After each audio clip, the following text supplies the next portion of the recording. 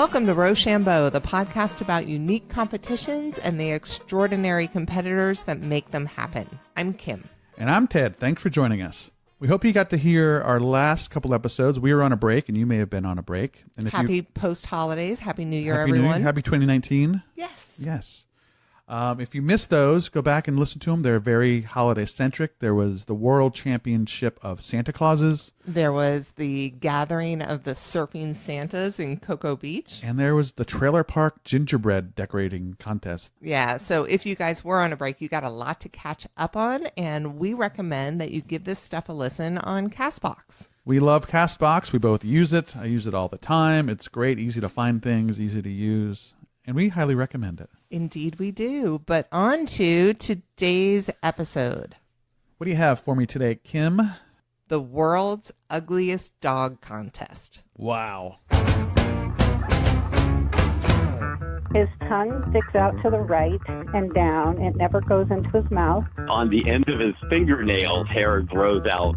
Low to the ground, very, very bow-legged. Spiky Einstein-type hair on the top of his head.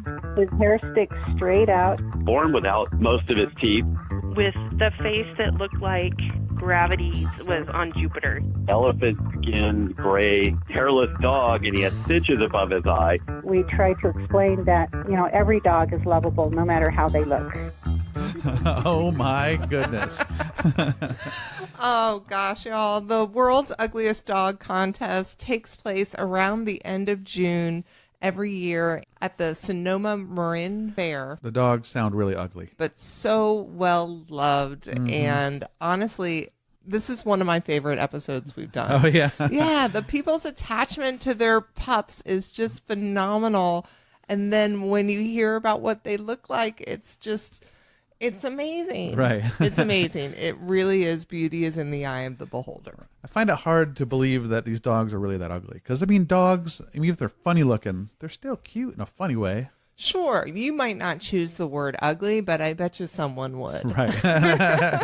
All right. So to start off, I present to you Allison Caney. She's the CEO of the event center that's based around the Fairgrounds, which is where the World's Ugliest Dog Contest takes place each year. Is it during the fair? It is during the fair. Okay. Yep, one of the attractions. So that's one of the really fun things is, unlike a lot of competitions that we cover, this is one that people could accidentally stumble upon. Oh, boy. Yeah. Imagine just walking up and going to the crowd and you're like, oh, look at that dog. Oh, look at that dog. Oh, my gosh. Exactly. Like, what's in the water around here? All right. Here's Allison.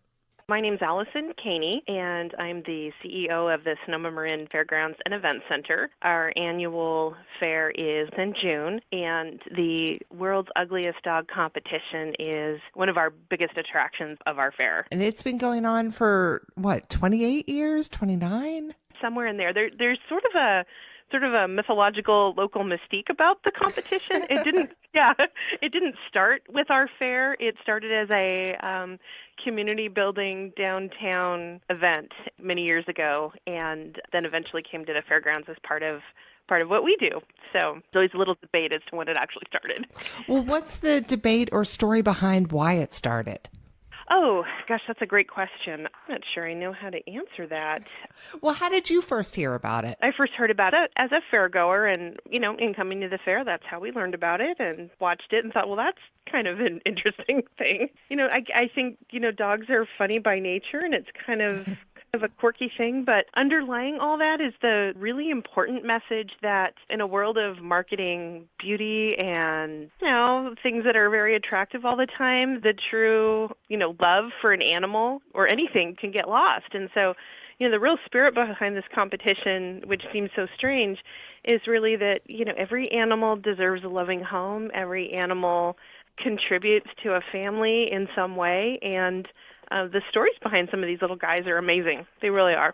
That's really what drew us to the story more than anything else is strange choice of words, but it sounds absolutely beautiful and just the sweetest thought behind celebrating little pups like this. So let's talk about some of these dogs, right? Okay. They're mostly mutts, I assume? They are. Some of them are more purebred than others, and an example of that would be the Chinese crested. And we saw a lot of them over the years enter the competition because they're naturally strange looking. They've got this tuft of hair, and they're just quirky by the nature of their breed. So we tend to see more of those, and they're, like I said, probably more purebred than others. But everybody else, not only are they, mutts, they are, in a lot of cases, rescued, abused animals who maybe came out of abusive situations and were in shelters or came out of puppy mills, places like that. Aw, I was wondering if they started out that way or if they got that way. So, sounds like some of them could have been abused. And We'll come to hear that a lot of them did start out that way, but would have had incredibly short lives had they Right. not been cared for and, taken from some of these rescue operations. Right. And so one of the backbones of this competition is they raise a ton of money and awareness for local shelters and nice. rescues. All right. Yeah, they're doing good work. This might be the first episode where I tear up. It's hard to describe exactly how interesting these dogs are, but we're going to do our best moving forward. Before we started officially recording, we looked at some pictures of the dogs just to see what they looked like. Yeah, your reactions were not tears. No, they were not tears. So drooly. Look at you. What's his name? Brutus? It's all about tongues. A lot of tongues. There's a droopy. So droopy. Oh, look at that puggy. Wow, he's got a neck on him. wolf. Yeah. Quasimodo. More tongues. Roo, look at your crazy hair. Oh, Scamp. Scamp looks rough. Yeah. It's a lowrider. Cross-eyed. And look at that tongue. I know. It's as big as his head. All right, you ready? I guess I'm ready. It's not pretty. But I will say, and this is I've experienced this firsthand now. The entries come in and you'll look at these dogs and you think, oh dear, and you just, I can't explain the feeling. I think you know what I'm talking about. Then you meet them. So then you're at the competition and you meet the owners, and then the top 3 winners you spend time with after the competition. You actually get to know these animals, and it is amazing how wonderful they are. I mean, just their personalities just leach out past their leech is a bad word, but they just sort of glow with their little spirits and the connection with their owner. It's just really something. And that was a huge surprise to me. Huge surprise. That's just wonderful. So how does someone go about entering?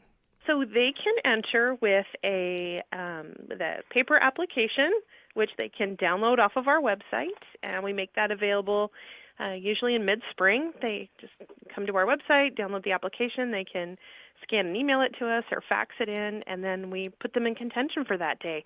We get a lot of questions. Is there a preliminary round? Do they have to go through a screening? And they don't. They just sign up. They need to send us a photo, fill it out, pay the entry fee, and then they're in the competition. So anyone can enter. You guys aren't prejudging, saying that dog is way too pretty. It's not going to happen. Nope. Well, tell me about the competition day. How does the day break down? We've had some great organizers who've made it a real fun day beyond just the competition. So our participants usually come and, check in a couple of hours before the competition. But we also have a pet fest that starts pretty soon after the fair opens. And these are, local rescue organizations, veterinarians. We get basically exhibitors from the community to come and kind of, and showcase their wares. So we have that, and then the press comes and sets up, and it is a very big press event. Then our participants come and check in, and we have a little reception area for them. We have a little area backstage, if you will, where they can relax and their dogs can relax. And then we bring them out a couple hours before the competition into a little corralled area because the public and the press love to meet them. So they have sort of this little meet and greet area. Yeah, so they get their paparazzi time. That's so cute. It's really cute. And then we launch into the dog competition. Every dog gets a chance to come up on stage, and we roll out the red carpet for them. Their owner walks down, brings them up on stage, showcases them. We've got 3 judges that evaluate them. Couldn't tell you the criteria. Then when they're all done, the final 3 are brought back to the stage, and lots of audience participation in choosing the final rank. And meaning like a clap-off type thing? Yes, exactly. And that's how they decide who's for second, third. That's awesome. And when you say roll out the red carpet, are you being literal? no, I'm being literal, yes. There is a red carpet that they walk up one side, go up on stage, and come down the other, yes. Oh my gosh, that is so precious. I can't stand Really it. precious, yeah. Yes. So what about the prizes? What are they competing for? A great question. There's a monetary prize, and I think first place got $1,500. Awesome. Second place got $1,000. Third place got $750. And then we had a generous donor last year offer a match. So each winner was able to select animal charity of their choice, and we sent a matching check to that charity in the name of the dog. Yes. Yeah, so that was really nice. I mean, we give them the big check. Oh, and they get these giant trophies. They're far from understated. All right, well, I got to pause you because we love trophies at Rochambeau. Tell me about this trophy.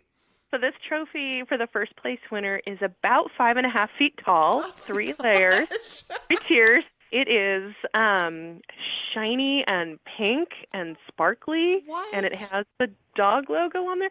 But what's really funny about the trophies is, believe it or not, we get quite a number of participants from out of state, and we've had them from out of the country. Not last year, but the year before, and the year before that, like 3 or 4 times, we get this family that comes in from the UK. And then this year, 2 of the 3 top winners were out of state. One was from Arizona and one was from Minnesota. So I bring that up because 2 of those trophies had to be dismantled. That is also something that comes up on our podcast a lot, is the looks and stories that go along with flying home through a public airport with a giant trophy. I can imagine. This reminds me of the rock paper scissors one where he won and he's on his way home on the train and people wanted to battle him in rock paper scissors. And he was like, heck no, I'm not going to lose this title that quickly. I wonder if the dogs have that same problem. I see another ugly dog, they're like, nope, I'm good, I won. Look away, people. Look away. Look away. It was cute how she was saying she gets to hang out with the dogs later and they're so nice. They don't know they're funny looking. No, they have don't. no idea. And their owners just never told them because they love them so much. Right. All right, but aside from the trophies, there's actually one other component to the prizes that is super freaking cool. Oh, nice. I can't wait. The first place winner gets the exciting trip to New York. What happens in New York? So one of our judges and sponsors is the Today Show's NBC. So NBC meets with the first place winner. Monday morning, they're up at, dark 30, getting ready, gussied up, and the family and the dog are announced to the world on their TV show. Oh, that's wonderful. Since this is audio, can we take a minute to have you describe a couple of the winners from the past? Oh, sure. The 2 recent are the ones I know the best. Let's talk about them. So the first one, just this year for 2018, was Zaza. And Zaza was, and I use this past tense because Zaza actually passed away over the summer. So Zaza was a rescue from a puppy mill English bulldog. A terrible underbite, very, very bow-legged, and but just she's low to the ground, wide, just and the tongue. She had this tongue that just hung out of her mouth. Oh my gosh, I'm looking at a picture of that tongue. Yeah, and her owner said, kids will come up and shake her tongue. Like, how do you do? So English bulldogs don't have only an 8 to 10 year life expectancy, and Zaza was 9. So when you think about the kind of life she had and the fact that she lived to 9, that's actually pretty impressive.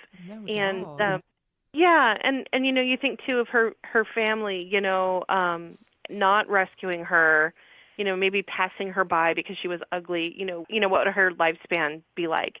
Right. And she was the sweetest animal and absolutely loved being here and loved the audience and sat there on that stage drooling. She left a little puddle and just soaked it up.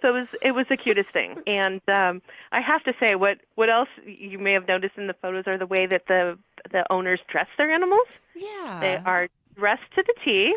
These are well cared for animals. They're dressed up very nicely. Owners usually match them. There's usually a coordinated outfit, and you get the whole ensemble, the whole look. It's all very well put together. I love and Zaza pageantry. with the pink girl. Yeah, there is some pageantry. And Zaza was all about pink, and so handing her that giant pink trophy was really perfect. Oh, no yeah. doubt. Well, what about another past winner?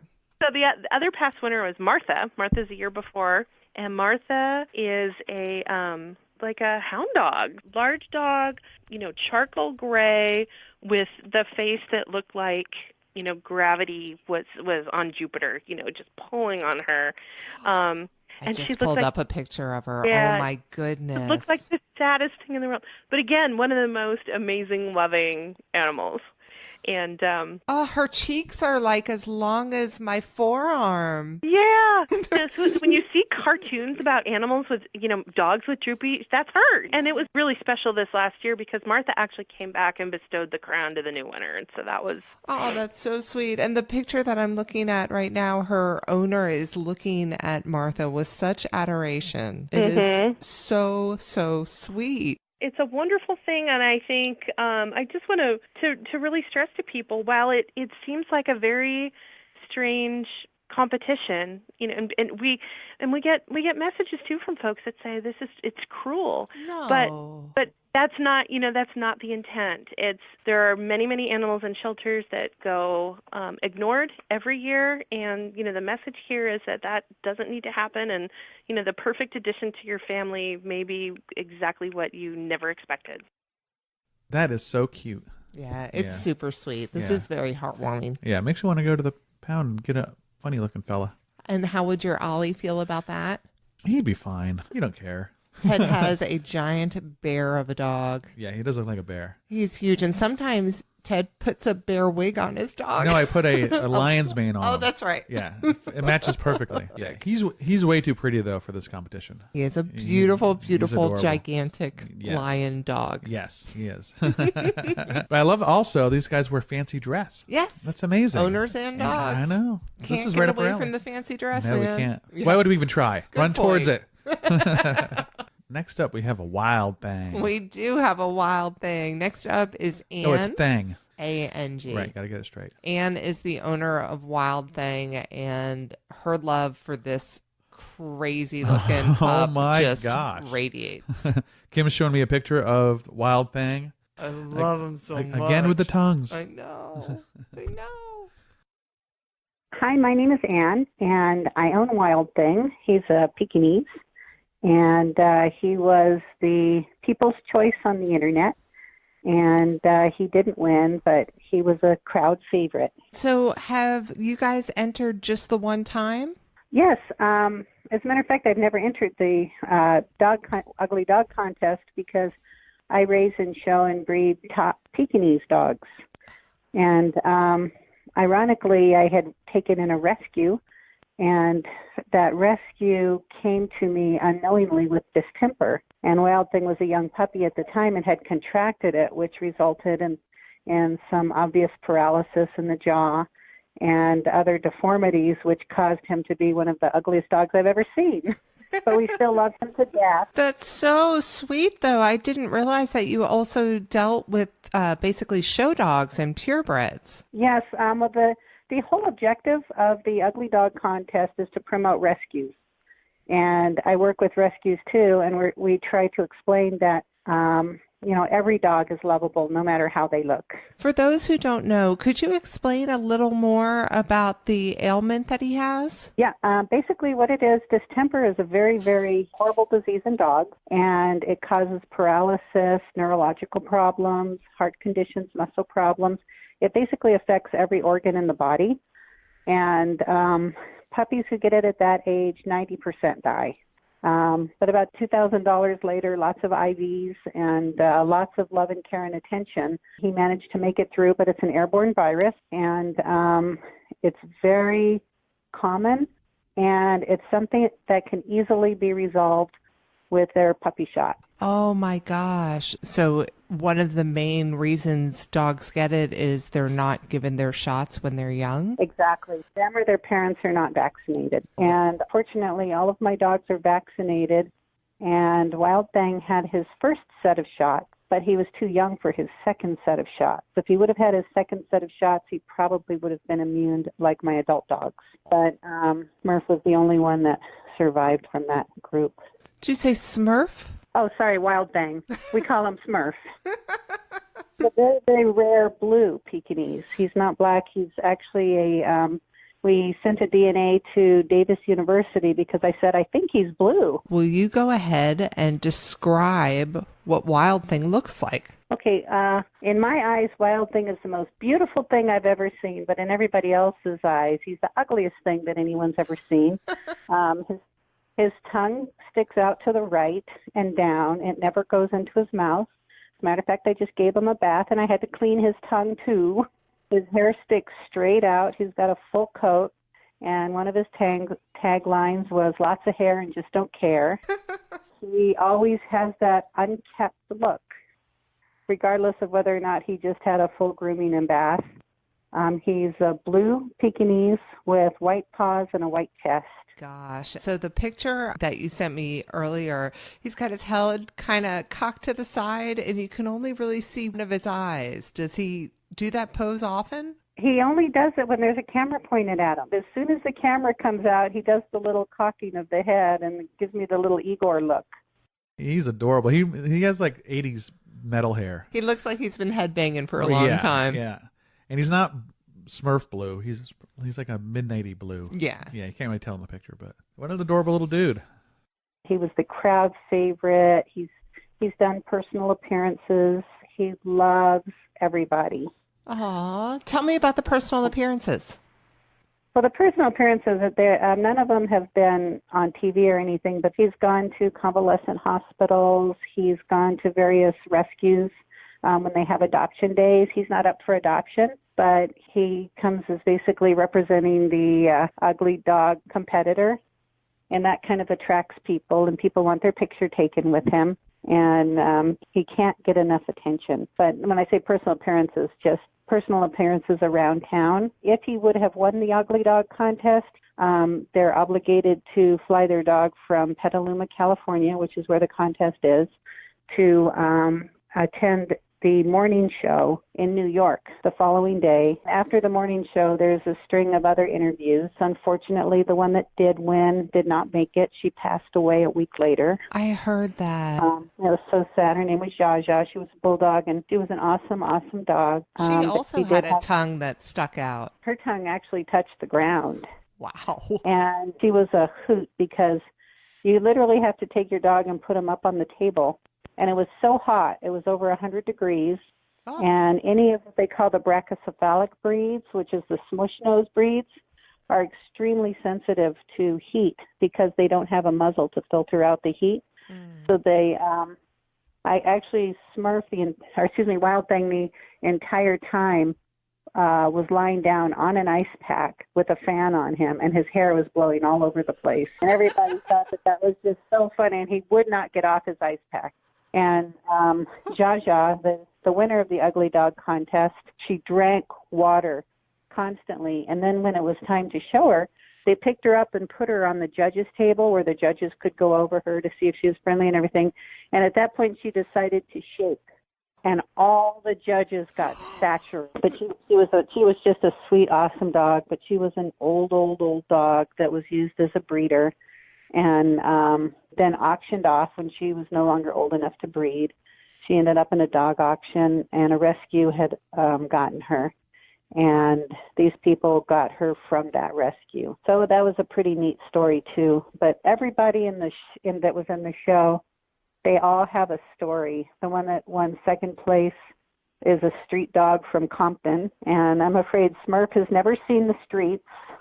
Smurf has always been my spoiled, rotten pampered pooch, and he gets whatever he wants whenever he wants, and he knows how to ask. Amazing. That's amazing. So the dog from the streets of Compton, what did he look like? He kind of looked like a little terrier mix, like a Yorkie. He was sort of gray, and his hair kind of was very wiry. Might have had a little Chihuahua in him. He was an absolute sweet dog, too. He had a bunch of mats, and I'm a grooming fanatic, which probably is why I didn't win, because I just can't stand one mat in my dog. But if I groomed my dog the way they groomed theirs, I probably would have won. But I just can't have a mat in my dog. Understood. So tell me how he became the People's Choice. How does that part of the contest work? What happens is before the judging, literally like a month before, they allow the online voting. So people can go into the world's ugliest dog contest site and vote on their favorite. It has pictures of all of them, and it has a bio of all of them, and people are allowed to vote. And he literally had almost 1,000 more votes than the number 2 dog. It was always between Wild Thing and Zaza, but he didn't even make the cut. He didn't even get third because he was just too pretty and he moved like a show dog. But we had a heck of a lot of fun anyway. I bet you did. So tell me how you heard about the contest originally. Somebody had told me about it because they said that he was the ugliest dog they'd ever seen and he should compete in the contest. I'm like, sure, why not? So everybody was responsible for their own trip there. So I bought a plane ticket to Petaluma and stayed in a hotel overnight and went the following day. But to tell you the truth, it was a heck of a lot of fun. Everybody really enjoyed their dogs. And the competitors are kind of all buddies. They're very friendly with each other. There's nobody in competition mode. Everybody's just real friendly, and they have a good time. There was a huge crowd turnout. People actually come from all over the world to see this, which is hysterically funny. And all the crowd cheered for their favorite dogs. And like your site says, you know, it's just very, very interesting how people are fanatics about things that normal people would go, what? Anne gets us. She does, yeah. And she went to our site. Yeah. RochambeauPodcast.com. That site. Yeah. I know that site. Tens of people go there every month. That's right. That's cool that the competitors get along and have fun with it. You know, and there's no competition. It's just a good old time. Yeah. We like that. You don't really want a cutthroat competition between dogs. Right. No. Sounds terrible and scary. Well, our next guest, Dane, actually has the honor of having competed in the contest with a dog more than anybody else. Oh, really? Return competitor. A over 40-time return Woo-hoo! competitor. Go Dane. I'm Dane Andrew from Sunnyvale, California, and I own Rascal, the ugliest dog, who competes in the world's ugliest dog competition. And I'm the longest running competitor, going on my 43rd year, believe it or not, of competing there. And actually have had dogs that total win of 14 different first place wins since I was a kid. So it's kind of unbelievable. That really is. Who was the first dog that you entered? My first dog was towards the start of the competition back in 1976, Chi-Chi, and I got him as a birthday present. I wanted a boxer puppy, and my mom had me cover my eyes, and I heard this barking, and I was excited I was going to get a boxer puppy. So when I uncovered my eyes, there's this small elephant-skinned gray hairless dog, and he had stitches above his eye because he was a rescue. So you can imagine my shock. I'd actually never seen anything like it in my life. And I was like, what? When you expect one thing and there's something, a bait and switch thing. And the first thing she said is, quick, we're late for a vet appointment to get his stitches out. Oh. And that's how I wound up with him. And she, thrust him on my lap in the car. I'm just looking at him, what is this thing? But really, really quickly, he, grew on me. By the time I got to the vet's office, I was like, he's kind of neat, actually. And so that was my cool first experience with him. And then someone said there was a ugly dog contest for, I believe it was for San Jose Mercury newspaper. And I didn't think anything of it. They were like, you should take him there. And we took him, and he won. And then there was the world competition. At that time, they had a photo contest at the beginning, and we sent his photo in, and it won. So we came on down to the actual contest when they held it the following year, and he won first place. not knowing that this would go on and on, for so many years. It just seemed like a fun thing. And he wound up winning their photo contest and 7 first-place wins, and is in the Guinness Book of World Records for winning the most World's Ugliest Dog contest ever. Wow. And then, yeah, it's pretty amazing. Then he had another rescue doggie later, and Mai Tai won 3 competitions, and then there was daughter Lady Pink, who won 3 competitions. It seemed to just keep moving on. And then there was original Rascal, the world's ugliest dog, who won there as well, and went on to win 17 other ugly dog contest wins. Oh my and now, gosh! Rascal Do, who I have here, has won 6 contests now on his own in a short time of competing. And how old so he's is won Rascal 3 Part other 2? different contests. He's 6, going on 6. All of the dogs that you've competed with, you've gotten them all since they were puppies? Yeah, I had them all since they were little guys. And Rascal Do is a rescue. The other ones were, kind of a pick of the litter, which I thought I was picking the most pretty dogs, and turned out I was picking the ugly dogs, I guess. Well, to me, they look, like normal dogs, but evidently not. The world judged them. Their notoriety isn't, just going to waste. Kind of use it to get the word out there for people to spay and neuter and donate to your rescue shelter near you and do what you can, because they really do need help. And when people are having fun, the animals are healthy and everything, get to meet them, it really does help bring, some notoriety to the rescue.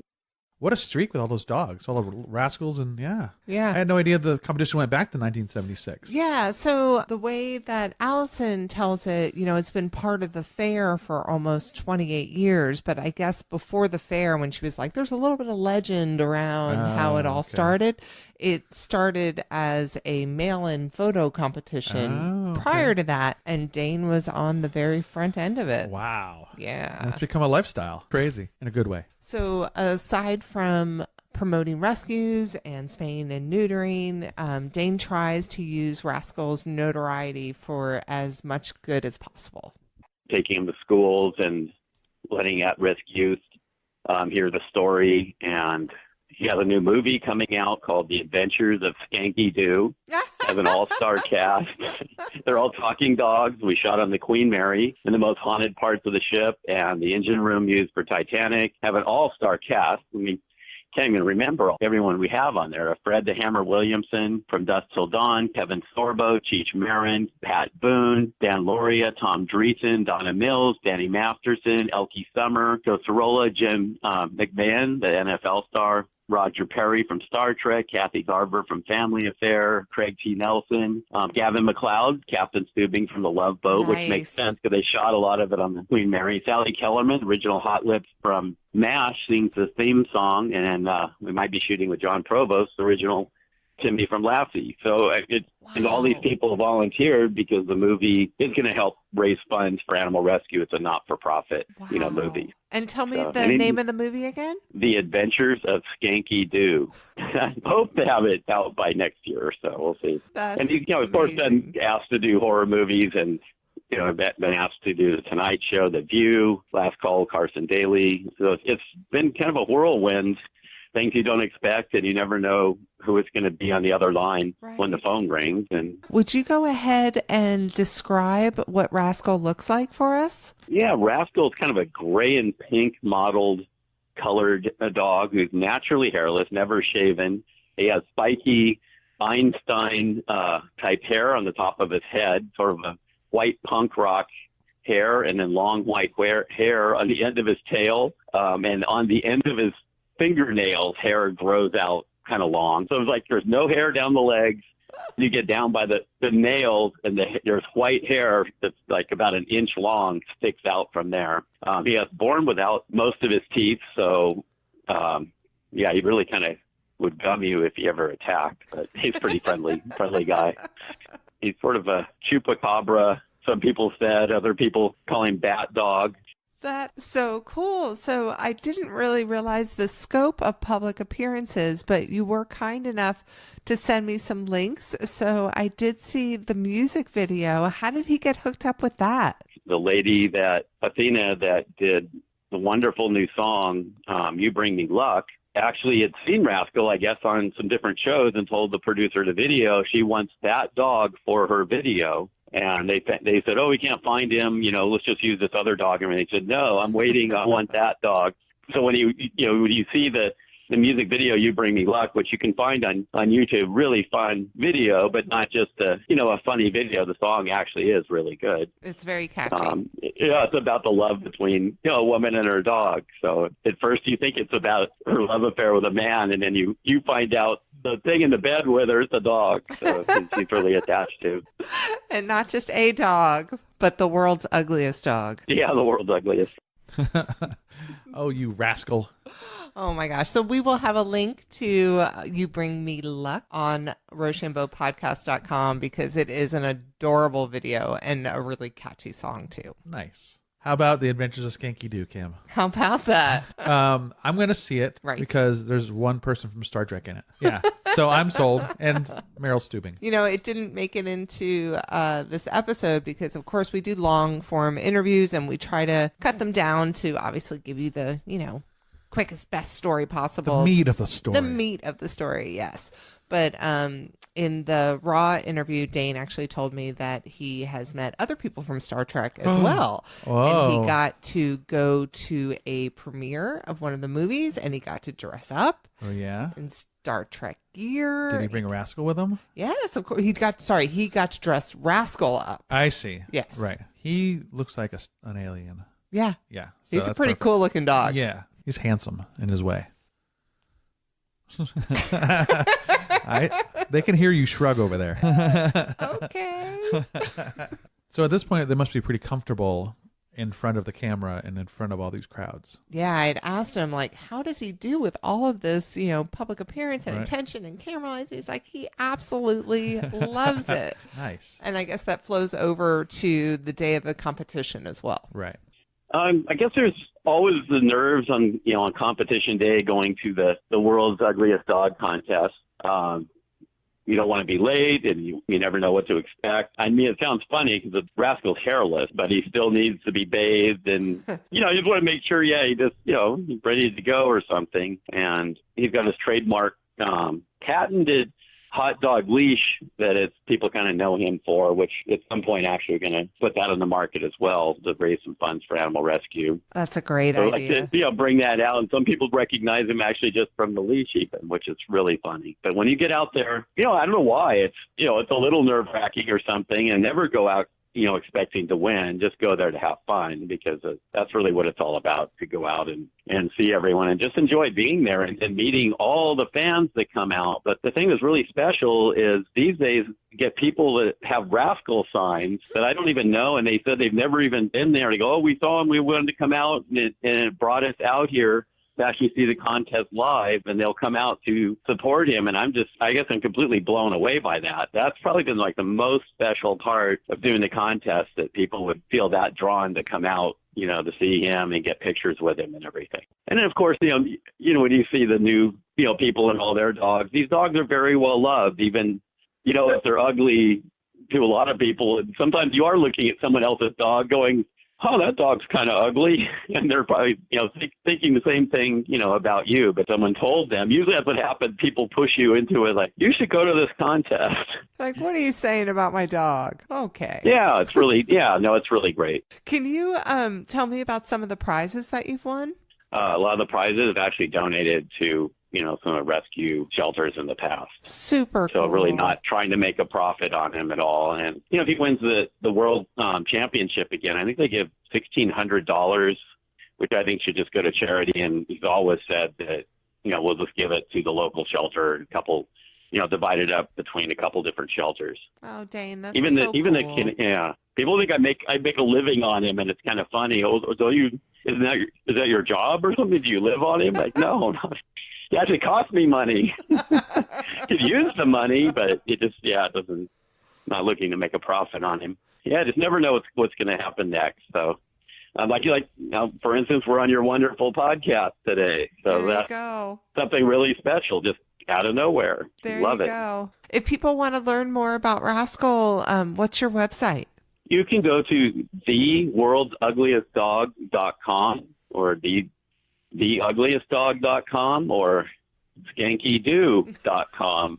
And you'll find out. It really hasn't been updated in a little while, or you can friend him on Facebook. That's a good place to go under Rascal, the world's ugliest dog. You can find the video links on there as well. Lots of other fun photos, including you'll see the photos with the different celebrities over the years. And how great is it that he doesn't take anything from this, that he donates it all back to the community? Yeah. That's fantastic. It's a really big deal. Actually, that's what his parting words are about. Oh, really? All right. Keep in mind to donate to your local shelter. So, yeah, are you inspired? I am. You're going to get yourself a new pup? Well, I don't know. Possibly the ugliest one you can find? Possibly the ugliest one I can find, because they need love, too. They do. Yeah. You know what? Who else needs love? Ugly cats. Oh, my gosh. There's no such thing as an ugly cat. Probably not. You could tell who's the cat person and who's the dog person in this, being that I didn't know what distemper was. Right. Good sign. I don't know much about dogs. So, yeah, if you guys want to go check out this competition, and it's a great day. Yeah. Highly recommend. Get yourself out to California towards the end of June. You can find out more information on RochambeauPodcast.com. And we want to take a minute and thank everyone that was nice enough to share their time with us. Thanks to Allison and Dane, Rascal 2, and Wild Thing. Thank you, everyone, for chatting with us. And thanks again, of course, to Cadillac Jones for sharing their music with us for this podcast. If they play in your town, go see them. They're awesome. So on next episode, we're going shopping. Shopping for madness. I love it. Until next time, people. Goodbye.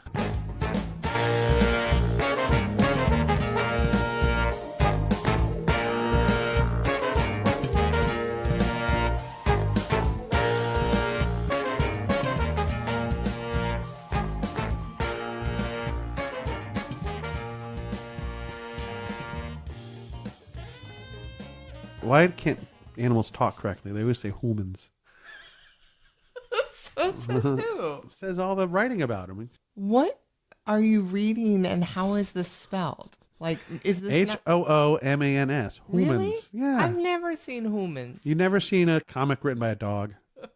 Pretend to be written by a dog. Oh my They god. say human. Oh Feed my me or human. God. That's so funny. No, I read a lot of the oatmeal, and it's very cat-centric. Right. And the cats are probably smart. Dogs say humans. Cats say humans. Good to know.